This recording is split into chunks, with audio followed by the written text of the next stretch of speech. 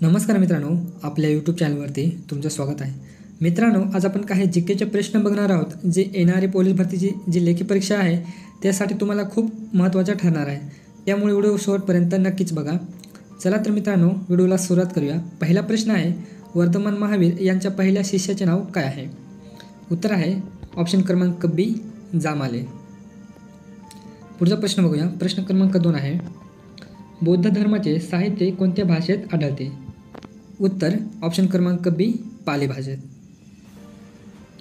प्रश्न क्रमांक 3 आहे, होमरूल चळवळ प्रथम कोणत्या देशात सुरू झाले होते? उत्तर आहे ऑप्शन क्रमांक बी, आयर्लंड. पुढचा प्रश्न मित्रांनो, प्रश्न क्रमांक 4 आहे, राष्ट्रीय सभेचे पहिले अधिवेशन कोणत्या ठिकाणी नियोजित होते? उत्तर आहे ऑप्शन क्रमांक ए, पुणे या ठिकाणी. मित्रांनो, सर्वप्रथम पुणे या ठिकाणी नियोजित होतं. तिथून मुंबईला घेण्यात आलं. कारण असं की तिथं पुण्याला प्लेगची जो संसर्ग होता तो पसरला होता, त्यामुळे ते अधिवेशन मुंबईला घेण्यात आले. एवढं लक्षात असू द्या. प्रश्न क्रमांक 5 बघूया.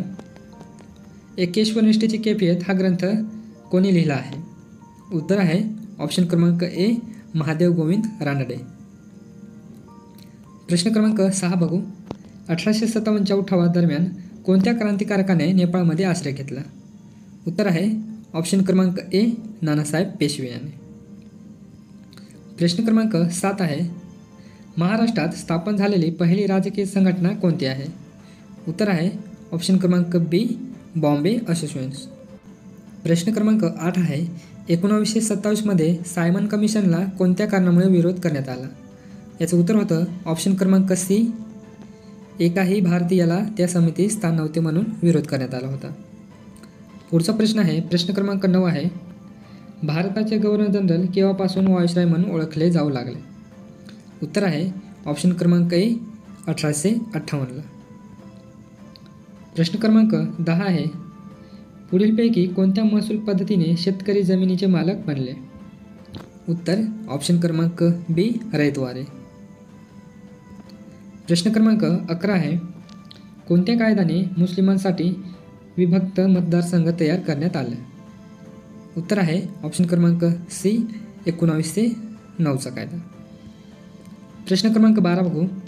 पूर्वीच्या काळी खानदेश प्रदेशाचा उल्लेख डॅश असा केला जाई? उत्तर आहे ऑप्शन क्रमांक सी, रसिका.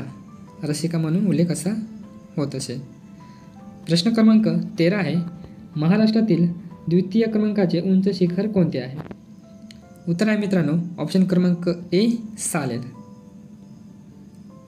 प्रश्न क्रमांक 14 बघू. 16 एप्रिल 1853 रोजी सुरू करण्यात आलेल्या रेल्वेच्या 3 इंजिनांच्या नावात पुढीलपैकी कोणत्या नावाचा समावेश नव्हता? जे 3 इंजिन होतं त्यांना जे नावं देण्यात आले होते त्यामध्ये खालीलपैकी कोणते नाव आहे ते आपल्याला ओळखायचे आहे. तर त्याचं उत्तर होतं मित्रांनो ऑप्शन क्रमांक डी, आझाद. बाकी जे नावे होते सिंध, साहेब आणि सुलतान, ते रेल्वे इंजिनाची नावे होते. पुढचा प्रश्न बघू. प्रश्न क्रमांक 15, महिउद्दीन खर मोहम्मद हे कुणाचे पूर्ण नाव आहे? उत्तर आहे ऑप्शन क्रमांक बी, मौलाना आझाद यांचे. प्रश्न क्रमांक 16 बघू. उच्च न्यायालयाची स्थापना कोणत्या गव्हर्नर जनरलच्या काळात झाले? उत्तर आहे ऑप्शन क्रमांक सी, लॉर्ड कॅनिंग यांच्या. प्रश्न क्रमांक 17 आहे, नकाशात पर्वतीय प्रदेश दर्शवण्यासाठी कोणता रंग वापरतात? उत्तर ऑप्शन क्रमांक ए, तपकिरी. प्रश्न क्रमांक 18 आहे, तापी नदी कोणत्या जिल्ह्यातून गुजरात राज्यात प्रवेश करते? उत्तर आहे मित्रांनो ऑप्शन क्रमांक सी, नंदुरबार. आणि हे मित्रांनो पश्चिमेला वाहणारी नदी आहे. प्रश्न क्रमांक 19 आहे, महाराष्ट्रात सर्वात जास्त ज्वारीची लागवड क्षेत्र कोणत्या जिल्ह्यात आहे? उत्तर आहे ऑप्शन क्रमांक ए, सोलापूर. आणि सोलापूर कशासाठी प्रसिद्ध आहे? तर ते चादरीसाठी प्रसिद्ध आहे. प्रश्न क्रमांक 20 आहे, लाईफ डिवाइड या पुस्तकाचे लेखक कोण आहेत? उत्तर आहे ऑप्शन क्रमांक डी, अरविंद घोष. प्रश्न क्रमांक 21 आहे, मराठी राजभाषा दिन म्हणून कोणता दिवस साजरा केला जातो? उत्तर आहे ऑप्शन क्रमांक सी, 27 फेब्रुवारी. प्रश्न क्रमांक 22 आहे, यशाजी कंग हे कोणत्या धरणाच्या जलाशयाचे नाव आहे? उत्तर आहे ऑप्शन क्रमांक सी भाटघर. आणि ते कोणत्या जिल्ह्यात येतं तर ते पुणे जिल्ह्यात येते. प्रश्न क्रमांक 23 आहे, IOC कडून कोणाला ऑलिम्पिक यार्ड रचनेस सन्मानित करण्यात येणार आहे? उत्तर आहे ऑप्शन क्रमांक डी अभिनव बिंद्रा. अभिनव बिंद्रा यांना सन्मानित करण्यात येणार आहे.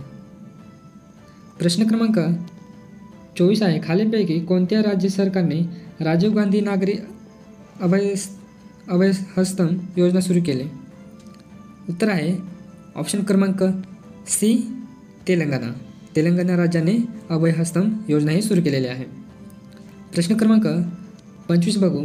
जागतिक वारसा समितीच्या 46व्या बैठकीचे आयोजन भारतात कोठे करण्यात आले आहे? उत्तर आहे ऑप्शन क्रमांक सी नवी दिल्ली येथे.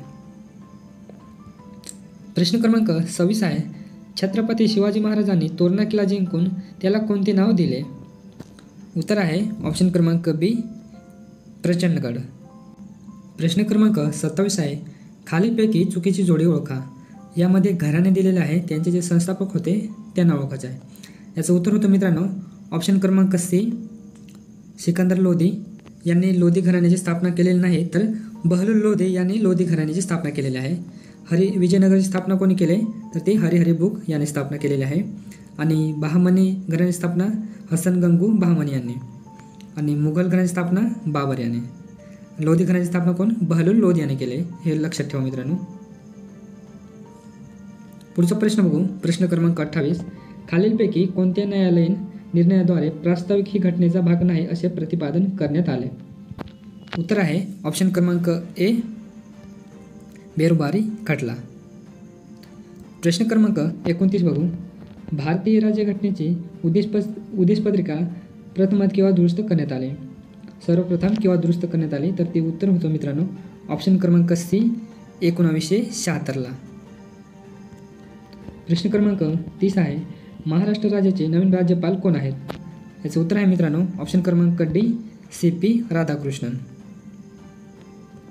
प्रश्न क्रमांक 31 आहे, आद्रपानझडी अरण्यात डॅश प्रमुख वनस्पती आहे? उत्तर आहे ऑप्शन क्रमांक बी सागवान. सागवान हे आद्रपानझडी अरण्यात आढळणारे वृक्ष आहे. पुढचा प्रश्न बघू. प्रश्न क्रमांक 32, राज्य व त्यांचे राज्यपाल यातील अयोग्य जोडी ओळखा. याचं उत्तर आहे ऑप्शन क्रमांक डी तेलंगणा. तेलंगणाचे राज्यपाल कोण आहेत ते तुम्ही कमेंट बॉक्समध्ये नक्की सांगा. महाराष्ट्राचे कोण आहेत तर CP राधाकृष्ण, राजस्थानचे हरिभाऊ बागडे आणि छत्तीसगडचे रमन डेका. तेलंगणाचे तुम्ही कमेंट बॉक्समध्ये नक्की सांगा. पुढचा प्रश्न बघू. प्रश्न क्रमांक 33 आहे, भारताच्या पंतप्रधानांनी कोचरब आश्रमाचे उद्घाटन कोणत्या राज्यात केले?